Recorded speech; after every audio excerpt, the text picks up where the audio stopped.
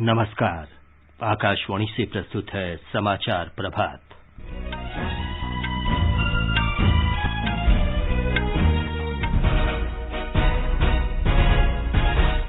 केरल में वर्षा संबंधी घटनाओं में मृतकों की संख्या 25 हुई। प्रधानमंत्री नरेंद्र मोदी ने मुख्यमंत्री पिनराई विजयन से स्थिति पर चर्चा की। केंद्र ने केरल को हर संभव मदद का आश्वासन दिया। मौसम विभाग ने उत्तराखंड में आज तेज बारिश का रेड अलर्ट जारी किया। देश में अब तक 97 करोड़ 65 लाख से अधिक कोविड रोधी टीके लगाए गए। उत्तराखंड में सभी लोगों को कोविड का पहला टीका लगाया गया। नौसेना के वरिष्ठ कमांडरों की 5 दिवसीय बैठक आज से नई दिल्ली में। बहुजन समाज पार्टी प्रमुख मायावती ने दिल्ली के सिंघू बॉर्डर पर किसान आंदोलन स्थल पर एक दलित की नृशंस हत्या की सीबीआई जांच की मांग की। भारतीय जनता पार्टी के राष्ट्रीय पदाधिकारियों की बैठक आज नई दिल्ली में। और मस्कत में T20 क्रिकेट विश्व कप में स्कॉटलैंड ने बांग्लादेश को 6 रन से हराया। समाचार प्रभात में निखिल शुक्ल के साथ मैं विमलेंदु पांडे।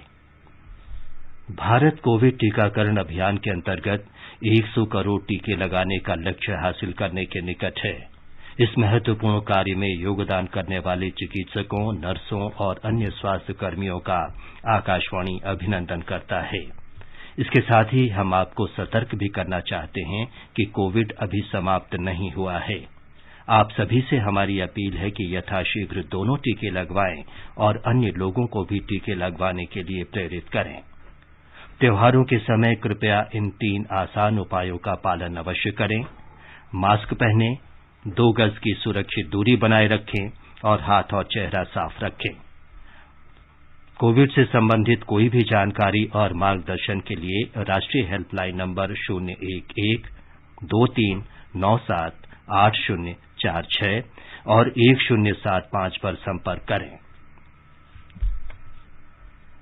देश के 75वें स्वाधीनता दिवस समारोह के उपलक्ष्य में आजादी का अमृत महोत्सव के अंतर्गत सरकार अनेक गतिविधियों का आयोजन कर रही है। इस अवसर को जन उत्सव के रूप में मनाते हुए आकाशवाणी समाचार ने स्वाधीनता संग्राम और उसके गौरवशाली इतिहास पर विशेष प्रश्नोत्तरी कार्यक्रम शुरू किया है। ये क्विज 15 अगस्त 2022 तक प्रत्येक सोमवार और मंगलवार को समाचार प्रभात में शामिल होगा। भारतीय डाक विभाग अमृत महोत्सव क्विज में आकाशवाणी के साथ सहयोगी के रूप में शामिल है।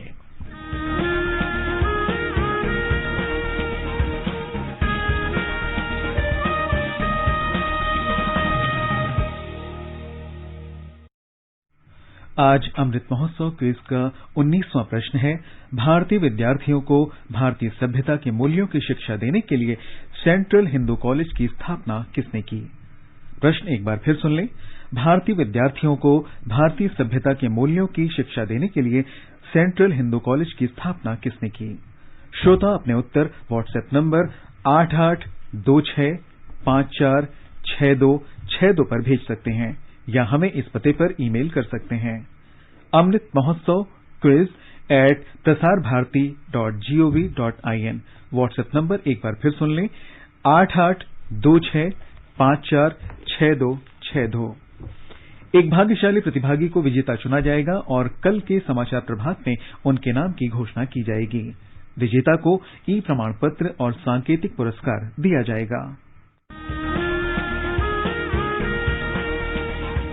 आजादी के 75 वर्षों का पर्व अमृत महोत्सव के पावन अवसर पर आकाशवाणी समाचार लेकर आया है अमृत महोत्सव क्विज। आप भी इस क्विज का हिस्सा बन सकते हैं। हमारे समाचार बुलेटिनों में पूछे गए स्वतंत्रता आंदोलन से जुड़े प्रश्नों का जवाब देकर आपसे ये सवाल प्रत्येक सोमवार और मंगलवार को सुबह 8 बजे प्रसारित होने वाले बुलेटिन समाचार प्रभात में पूछे जाएंगे। श्रोता ईमेल अमृत महोत्सव quiz@prasarbharati.gov.in पर अपने जवाब भेज सकते हैं। आप अपने जवाब व्हाट्सएप नंबर 8826546262 पर भी भेज सकते हैं। विजेता का चुनाव सही जवाबों में से लकी ड्रॉ के माध्यम से होगा और इसकी घोषणा अगले दिन इसी बुलेटिन में की जाएगी। विजेता को प्रमाण पत्र के साथ एक उपहार भी दिया जाएगा।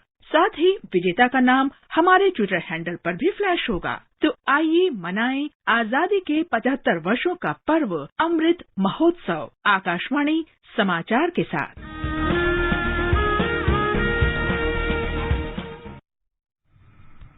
अब समाचार विस्तार से। केरल में वर्षा संबंधी आपदा में मृतकों की संख्या बढ़कर 25 हो गई है। इडुक्की जिले में कई जगहों पर बचाव अभियान जारी है। राज्य में वर्षा में कमी आई है, लेकिन मुख्यमंत्री पिनराई विजयन ने लोगों से सतर्क रहने को कहा है। उन्होंने कहा कि राज्य में आपदा मोचन बल 24 घंटे काम करता रहेगा। मुख्यमंत्री ने लोगों से अनावश्यक यात्रा से बचने को कहा है। प्रधानमंत्री नरेंद्र मोदी ने केरल के मुख्यमंत्री पिनराई विजयन से फोन पर बातचीत की और राज्य में तेज वर्षा और चट्टाने खिसकने से उत्पन्न स्थिति पर चर्चा की। प्रधानमंत्री ने केरल में प्राकृतिक आपदा में कुछ लोगों की मृत्यु पर दुख व्यक्त किया। उन्होंने शोक संतप्त परिवारों के प्रति संवेदना व्यक्त की। प्रधानमंत्री ने कहा कि अधिकारी घटनास्थल पर घायलों और प्रभावित लोगों की सहायता कर रहे हैं। केंद्रीय गृह मंत्री अमित शाह ने कहा है कि केंद्र केरल में स्थिति पर लगातार निगरानी रख रहा है। श्री शाह ने कहा कि केंद्र सरकार लोगों को हर संभव सहायता प्रदान करेगी। गृह मंत्री ने बताया कि सहायता और बचाव अभियान के लिए राष्ट्रीय आपदा मोचन बल की कई टीमें पहले ही भेजी जा चुकी हैं। इधर दिल्ली एनसीआर सहित समूचे उत्तर भारत के कई क्षेत्रों में भी लगातार वर्षा हो रही है। बारिश के कारण जनजीवन प्रभावित हुआ है। राष्ट्रीय राजधानी दिल्ली के कई भागों में कल से मध्यम से तेज वर्षा हो रही है। मौसम विभाग ने आज भी बारिश जारी रहने का अनुमान व्यक्त किया है। आकाशवाणी समाचार से बातचीत में भारतीय मौसम विभाग के महानिदेशक मृत्युंजय महापात्र ने कहा कि तेलंगाना के ऊपर कम दबाव के क्षेत्र और पश्चिमी विक्षोभ के कारण वर्षा हो रही है और इसका असर देश के उत्तरी पश्चिमी भाग पर पड़ रहा है। केरल में 18 तारीख में लाइट टू मॉडरेट रेनफॉल होगा और हेवी रेनफॉल होने का कोई उम्मीद नहीं है। दूसरी तरफ अफगानिस्तान और पाकिस्तान के ऊपर एक वेस्टर्न डिस्टर्बेंस केंद्रीभूत है, वो ईस्ट की तरफ आगे बढ़ रहा है नॉर्थ वेस्ट इंडिया के ऊपर, और उम्मीद है कि ये दोनों सिस्टम के प्रभाव में 18 तारीख और 19 तारीख को नॉर्थ ईस्ट इंडिया जैसे Uttarakhand, Himachal Pradesh, Haryana, west UP, east UP, west MP वगैरह में इसका असर देखने को मिलेगा। स्पेशली वेस्ट उत्तराखंड में आइसोलेटेड प्लेसेस में extremely heavy to very heavy rainfall भी हो सकता है। उत्तर प्रदेश में मौसम विभाग की अत्यधिक वर्षा की चेतावनी के बाद कुछ जिलों में आज स्कूल कॉलेज बंद रहेंगे। मेरठ और बागपत जिलों में कक्षा 1 से 12 तक के सभी स्कूलों को आज बंद कर दिया गया है, लेकिन परीक्षाएं पूर्व निर्धारित कार्यक्रम के अनुसार आयोजित की जाएंगी। मौसम विभाग ने उत्तराखंड में आज भारी बारिश का रेड अलर्ट और कल के लिए ऑरेंज अलर्ट जारी किया है। उत्तराखंड के मुख्यमंत्री पुष्कर सिंह धामी ने मौसम विभाग की चेतावनी के बाद पुलिस और राज्य आपदा मोचन बल को सतर्क रहने को कहा है। उन्होंने पुलिस, राज्य आपदा मोचन बल और संबंधित कर्मियों को संवेदनशील स्थानों पर सतर्क रहने को कहा है। भारी बारिश की चेतावनी के बाद उत्तरकाशी जिले के सभी स्कूल आज बंद रहेंगे। महाराष्ट्र के कई हिस्सों में भी लगातार वर्षा हो रही है। नांदेड़, जालना, वाशिम, हिंगोली, धुले, परभणी, जलगांव और यवतमाल सहित कई जिलों में लगातार बारिश हो रही है। यवतमाल जिले में वर्षा संबंधी घटनाओं में 3 लोगों की मौत हो गई। जलगांव जिले के वाघुर बांध क्षेत्र में लगातार हो रही बारिश से जलाशय का जलस्तर बढ़ रहा है। और अब आज के मौसम का पूर्वानुमान। राजधानी दिल्ली, मुंबई, चेन्नई और कोलकाता में बादल छाए रहेंगे। दिल्ली में कई स्थानों पर सुबह से वर्षा हो रही है। कोलकाता में तेज बारिश की संभावना है। उत्तर भारत में श्रीनगर, जम्मू, लेह और गिलगित में बादल छाए रहेंगे। कुछ स्थानों पर बूंदाबांदी हो सकती है। मुजफ्फराबाद में आसमान साफ रहेगा। देश के पूर्वोत्तर क्षेत्र इम्फाल, शिलंग, कोहिमा, आइजॉल, ईटानगर, अगरतला, गुवाहाटी और गैंगटॉक में बादल छाए रहने तथा 1-2 स्थानों पर वर्षा होने का अनुमान है। राष्ट्रव्यापी कोविड टीकाकरण अभियान के अंतर्गत अब तक 97 करोड़ 65 लाख से अधिक टीके लगाए जा चुके हैं। स्वास्थ्य मंत्रालय के अनुसार स्वस्थ होने की दर 98.1% हो गई है। राष्ट्रीय राजधानी दिल्ली में कल 32 लोगों में कोरोना संक्रमण की पुष्टि हुई। दिल्ली सरकार ने बताया कि कल 38 लोग उपचार के बाद संक्रमण मुक्त हुए। कल 1,12,000 से अधिक लोगों को कोविड रोधी टीके लगाए गए। दिल्ली में अब तक 1 करोड़ 95 लाख से अधिक टीके लगाए जा चुके हैं। उत्तराखंड में सभी पात्र आबादी को निर्धारित लक्ष्य से 3 महीने पहले कोविड रोधी टीके की पहली डोज लगाई जा चुकी है। मुख्यमंत्री पुष्कर सिंह धामी ने बताया कि राज्य के 74 लाख लोगों को पहला टीका और 34,68,000 लोगों को दोनों टीके लगाए जा चुके हैं। बिहार के मुख्यमंत्री नीतीश कुमार ने स्वास्थ्य विभाग के अधिकारियों को निर्देश दिया है जिनके पास आधार कार्ड नहीं है उन्हें भी टीका लगाया जाए। मुख्यमंत्री ने दीपावली और छठ पर्व मनाने के लिए दूसरे राज्यों से बिहार आने वाले सभी लोगों की कोविड जांच सुनिश्चित करने के भी निर्देश दिए हैं।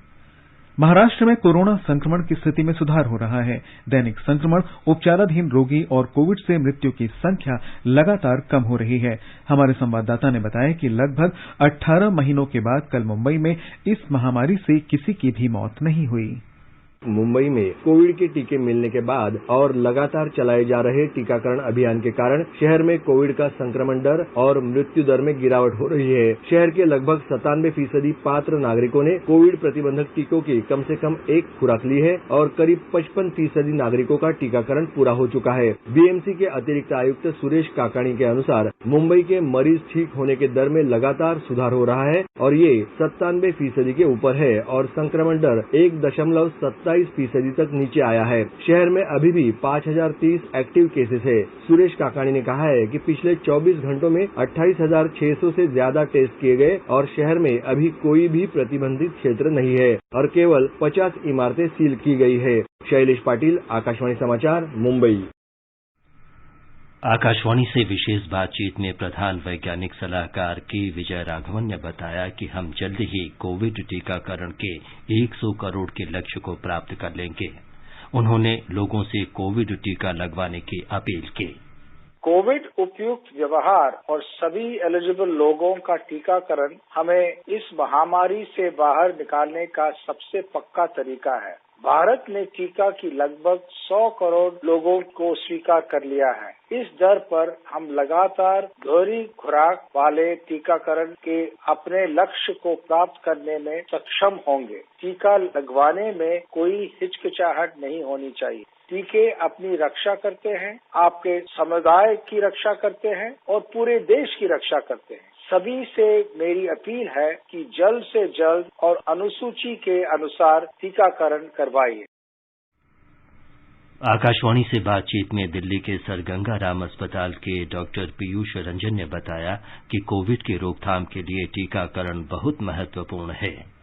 कोविड से जीतने के लिए जो टीकाकरण है वो हम सबों के लिए कई मायने में महत्वपूर्ण है। जैसे ही पूरे देश की जनसंख्या जब उन सबों में चाहे इन्फेक्शन की वजह से या वैक्सीनेशन की वजह से सभी लोगों में इम्यूनिटी डेवलप हो जाएगा तो इस वैश्विक महामारी से हम सभी अपने आप को इम्यून कर पाएंगे। पहली बात। दूसरी बात ये कि हम सबों के लिए बड़े गर्व की बात है कि बहुत ही कम समय में विश्व के तमाम विकसित देशों के साथ साथ उन सबों से आगे बढ़ते हुए हमने इस टीके को खुद विकसित किया है और ये टीका हमारे अपने वैज्ञानिकों के शोध और परिश्रम का नतीजा है।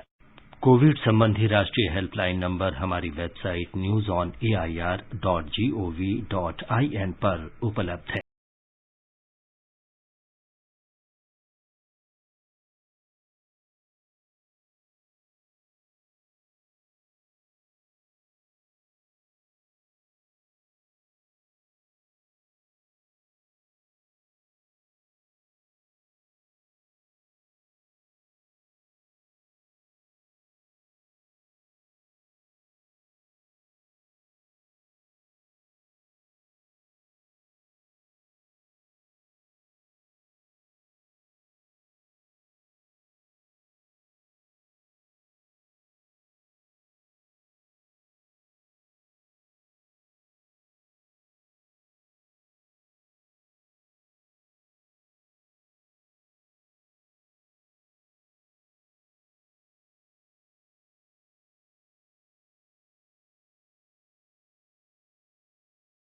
समाचारों पर केरल में वर्षा संबंधी घटनाओं में मृतकों की संख्या 25 हुई।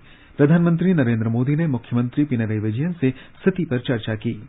केंद्र ने केरल को हर संभव मदद का आश्वासन दिया। मौसम विभाग ने उत्तराखंड में आज तेज बारिश का रेड अलर्ट जारी किया।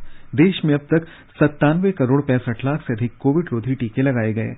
उत्तराखंड में सभी लोगों को कोविड का पहला टीका लगाया गया।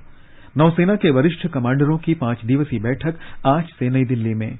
बहुजन समाज पार्टी प्रमुख मायावती ने दिल्ली के सिंघू बॉर्डर पर किसान आंदोलन स्थल पर एक दलित की हत्या की सीबीआई जांच की मांग की। भारतीय जनता पार्टी के राष्ट्रीय पदाधिकारियों की बैठक आज नई दिल्ली में और मस्कत में T20 क्रिकेट विश्व कप में स्कॉटलैंड ने बांग्लादेश को 6 रन से हराया। नौसेना के वरिष्ठ कमांडरों की छमाही बैठक आज से शुरू हो रही है। 5 दिन के सम्मेलन में नौसेना के संचालन और सामग्री से संबंधित तैयारियों और भविष्य की योजनाओं पर विचार विमर्श होगा।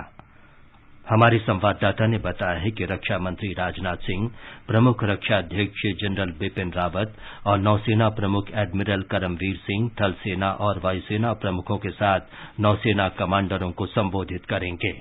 5 दिन के इस सम्मेलन में नौसेना के संचालन और सामग्री से संबंधित तैयारियों के साथ साथ भविष्य की योजनाओं पर विचार विमर्श होगा। यह अत्यधिक महत्व के मुद्दों पर विचार विमर्श करने, निर्देशित करने, मुद्दे तैयार करने और उन पर निर्णय लेने के लिए एक संस्थागत मंच है जो भारतीय नौसेना के भविष्य की नीति को आकार प्रदान करेगा। भारतीय नौसेना ने भारत के बढ़ते समुद्री हितों को लेकर पिछले कुछ वर्षों में अपने अभियानगत कार्यों में उल्लेखनीय वृद्धि देखी है। यही कारण है कि अब हिंद महासागर क्षेत्र में मिशन आधारित तैनाती पर भारतीय नौसेना के जहाज किसी भी स्थिति में त्वरित प्रतिक्रिया के लिए तैयार हैं। कोरोना वायरस महामारी के दौरान भी भारतीय नौसेना ने पूरी सक्रियता के साथ एकजुट होकर काम किया है। दीपेंद्र कुमार, आकाशवाणी समाचार, दिल्ली।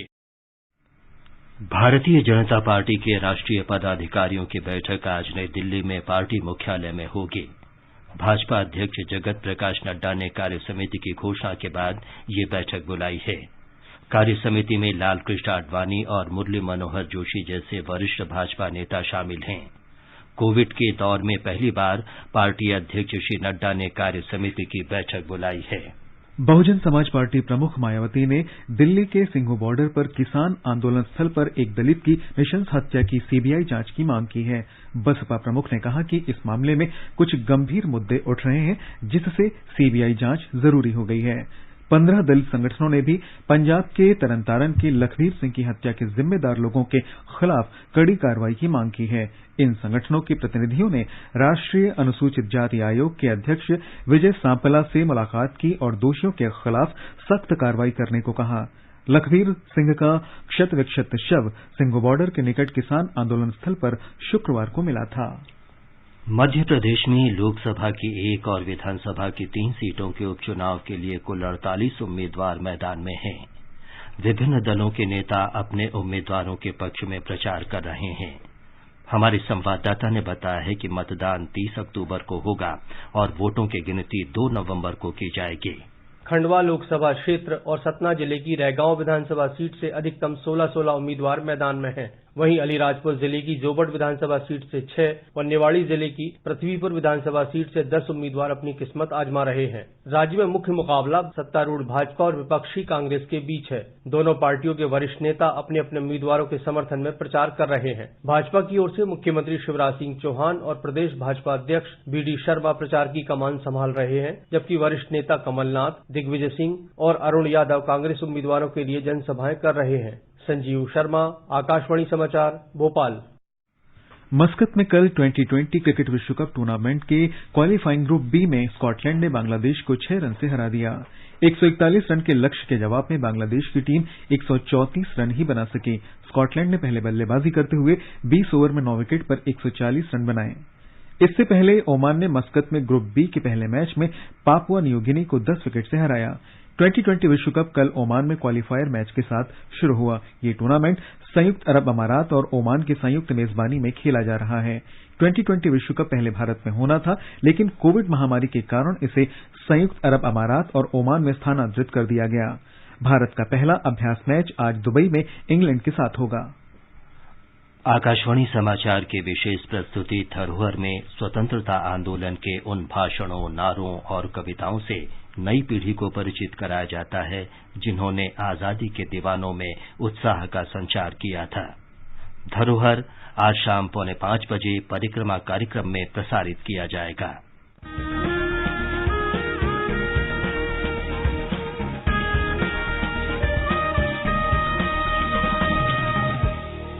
आजादी के आंदोलन के खजाने में ऐसे ढेरों शब्द जिन्होंने बदल दिए इतिहास तारीख बदलने वाले लफ्जों पर आकाशवाणी समाचार ला रहा है विशेष कार्यक्रम धरोहर हर सोमवार।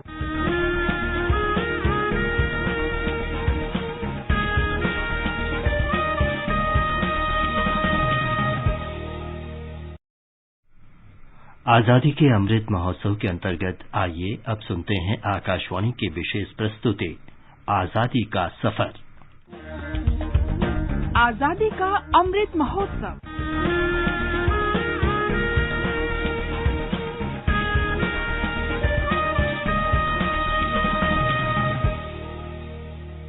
आजादी का सफर आकाशवाणी के साथ।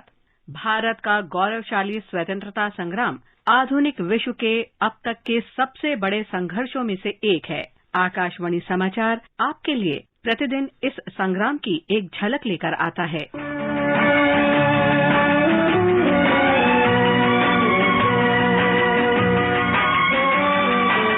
आज की इस कड़ी में हम बात करेंगे रामकृष्ण खत्री के बारे में।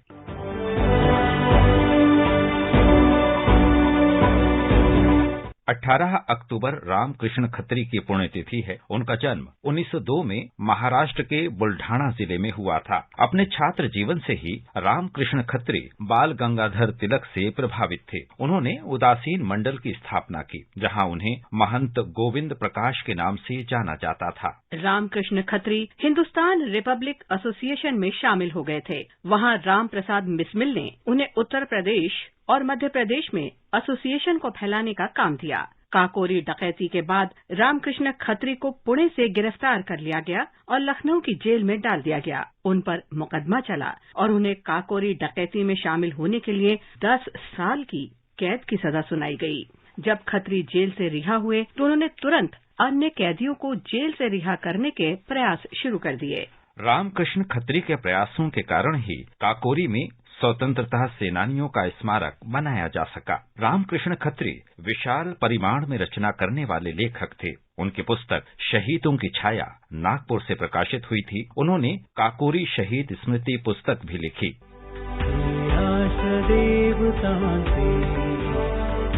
राष्ट्र प्रेषितां से चंद्र सूर्य नादो स्वातंत्र्य भारतासे। नारायण दत्त तिवारी का जन्म 18 अक्टूबर 1925 को उत्तराखंड के नैनीताल जिले में स्थित बलूटी गांव में हुआ था। उनके राजनीतिक जीवन की शुरुआत जल्दी ही हो गई थी। जब भारतीय स्वतंत्रता आंदोलन के दौरान उन्होंने एक लीफलेट लिखकर साम्राज्यवादी नीतियों का विरोध किया था, उन्हें 14 दिसंबर 1942 को गिरफ्तार कर लिया गया था। उन्हें नैनीताल के जेल भेज दिया गया, जहां उनके पिता पहले से ही बंद थे। 15 महीने बाद जेल से रिहा होने पर 1944 में उन्होंने इलाहाबाद विश्वविद्यालय में दाखिला लिया। नारायण दत्त तिवारी ने MA राजनीति विज्ञान में विश्वविद्यालय में टॉप किया। उन्होंने उसी विश्वविद्यालय से LLB के साथ अपनी शिक्षा जारी रखी और 1947 में इलाहाबाद विश्वविद्यालय के छात्र संघ के अध्यक्ष चुने गए। 1952 में हुए उत्तर प्रदेश विधानसभा के पहले चुनाव में वे नैनीताल निर्वाचन क्षेत्र से चुने गए। वे चौधरी चरण सिंह सरकार में वित्त और संसदीय कार्य मंत्री बने। नारायण दत्त तिवारी 3 बार उत्तर प्रदेश के मुख्यमंत्री रहे। उन्होंने केंद्र सरकार में उद्योग मंत्री, पेट्रोलियम मंत्री, विदेश मंत्री और वित्त तथा वाणिज्य मंत्री के रूप में काम किया। उन्होंने 2002 से 2007 तक उत्तराखंड के पहले मुख्यमंत्री के रूप में भी कार्य किया। ये राज्य उत्तर प्रदेश से अलग कर बनाया गया था। नारायण दत्त तिवारी ने आंध्र प्रदेश के राज्यपाल के रूप में भी काम किया। नारायण दत्त तिवारी का निधन उनके जन्मदिन 18 अक्टूबर 2018 को हुआ था।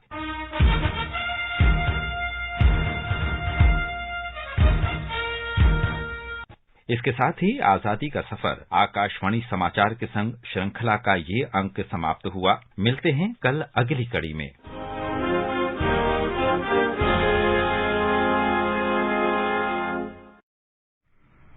ये समाचार हमारी वेबसाइट newsonAIR.gov.in/hindi पर भी उपलब्ध हैं।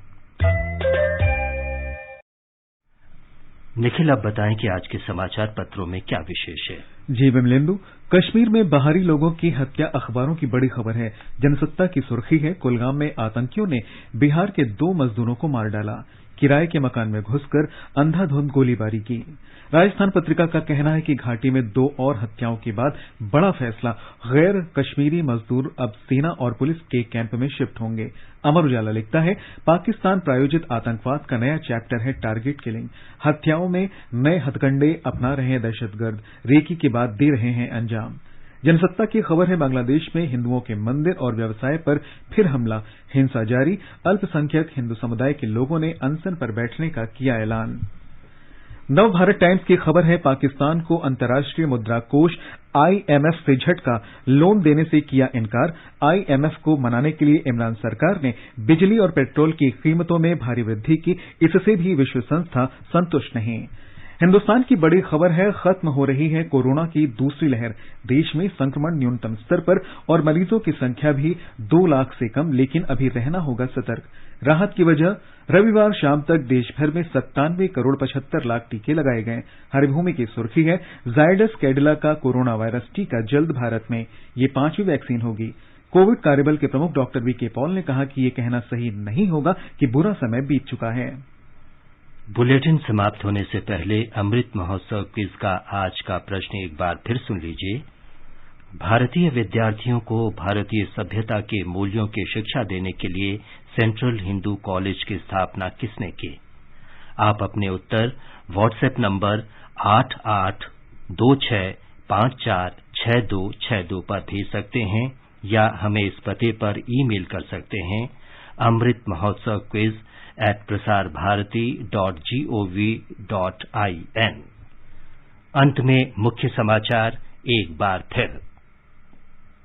केरल में वर्षा संबंधी घटनाओं में मृतकों की संख्या 25 हुई। प्रधानमंत्री नरेंद्र मोदी ने मुख्यमंत्री पिनराई विजयन से स्थिति पर चर्चा की। केंद्र ने केरल को हर संभव मदद का आश्वासन दिया। मौसम विभाग ने उत्तराखंड में आज तेज बारिश का रेड अलर्ट जारी किया। देश में अब तक 97 करोड़ 65 लाख से अधिक कोविड रोधी टीके लगाए गए। उत्तराखंड में सभी लोगों को कोविड का पहला टीका लगाया गया। नौसेना के वरिष्ठ कमांडरों की 5 दिवसीय बैठक आज से नई दिल्ली में। बहुजन समाज पार्टी प्रमुख मायावती ने दिल्ली के सिंघू बॉर्डर पर किसान आंदोलन स्थल पर एक दलित के नृशंस हत्या की CBI जांच की मांग की। भारतीय जनता पार्टी के राष्ट्रीय पदाधिकारियों की बैठक आज नई दिल्ली में। और मस्कत में T20 क्रिकेट विश्व कप में स्कॉटलैंड ने बांग्लादेश को 6 रन से हराया। इसके साथ ही समाचार प्रभात का ये अंक समाप्त हुआ। नमस्कार।